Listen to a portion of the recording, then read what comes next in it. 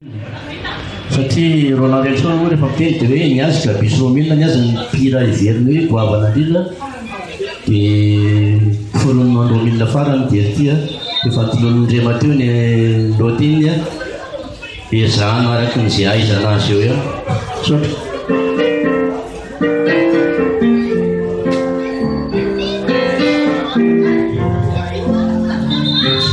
atanan'olo kafena erezony dia efa fongotra anaty poa la jiro pitia ny lasa tsy verina tsy atao hoe andraso raha toy anao manenina fafany ranomaso mandrora metsilany yanao ka vosasa sotratry ny tomany ka kery ny lasa nahita rendrarendra nandao ny fahiny izao enao ka sendra lasoloniny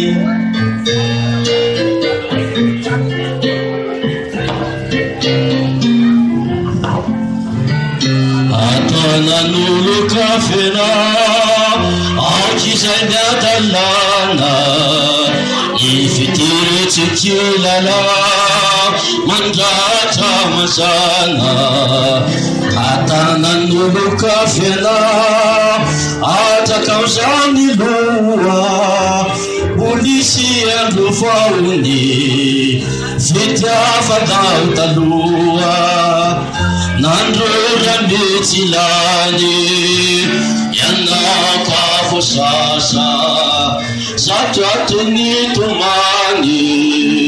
ka kery ny lasa nahita rendrarendra nandao ny fahiny izao enao ka sendra ny lao sandolony